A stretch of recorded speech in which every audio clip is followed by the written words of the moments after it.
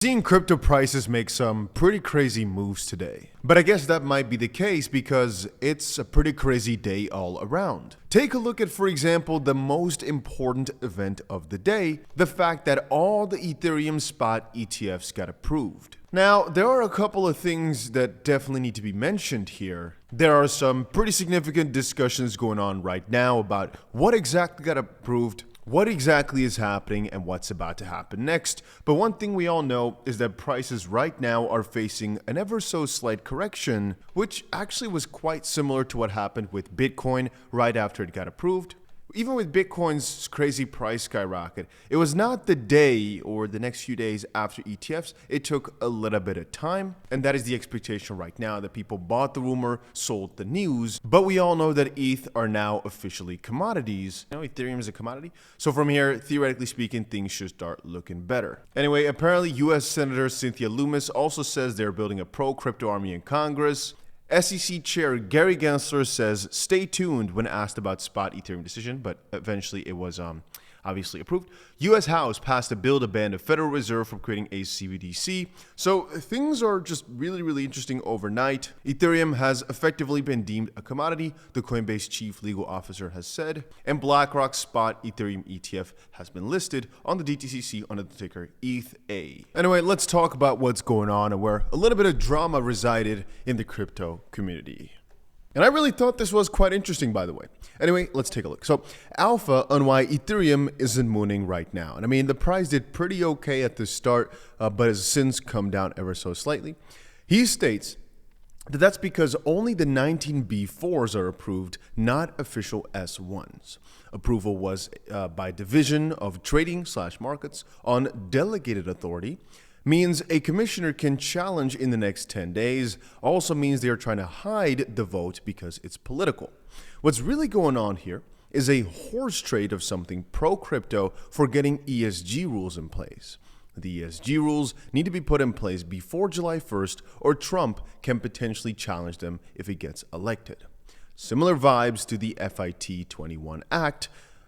It's seen as a political progress for crypto. Expecting S1s will not get approved anytime soon, but we'll see. 𝗕𝗘𝗪𝗔𝗥𝗡 for explaining the delegated authority loophole to me, with him getting another response below saying, Gabe, why are you killing our vibes? On the contrary, 90% of my liquid net worth is in Ethereum. Many would say this scenario is max bullish, as it means ETFs is all but guaranteed in time, but leaves time for speculation, dips and pumps, accumulation of interest, etc. And one of the biggest responses obviously came from Eric Bokunas, who's been, I'd say, one of our main authority points in the whole ETF debacle. He said, everyone is asking me about your tweet, and here goes. So S1s, right? They of course will be approved. Don't be silly, don't be questioning.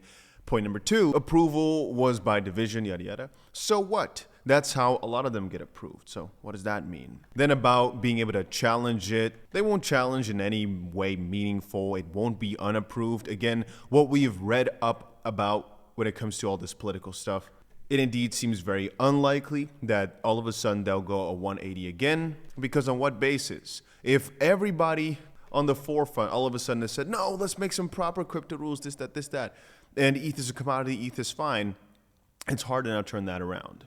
It probably didn't moon right now, in my opinion, because approval was baked in already based on Monday's bombshell news, which is obviously why Ethereum went up like 30% in a day. But anyway, now that this is all happening, I really am wondering more so what's in it for the near future. Obviously, since this decision is now made, are we going to go over to some different cryptos next, or is it going to be months and months and months before we hear anything new about the whole situation?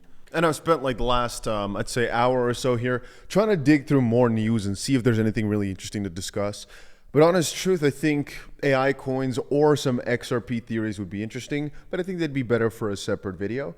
Because AI coins, I think, are in one of the best positions ever right now. And XRP, with regards to the ETF or I guess progress, is in one of the best spots in a long time. But for the whole Ethereum debacle, there's almost nothing to cover no more. It's just a matter of waiting for, I guess, a Bitcoin move or perhaps an Ethereum move. And on the ETF forefront, yeah, it's waiting for the next big thing. You might say, oh, 10 days. Let's see if they challenge it. well, as far as we've read now, even if they do, nothing's really going to change anymore anyway. So I guess that's about it for this little crypto update. I'm going to see you guys again in another one.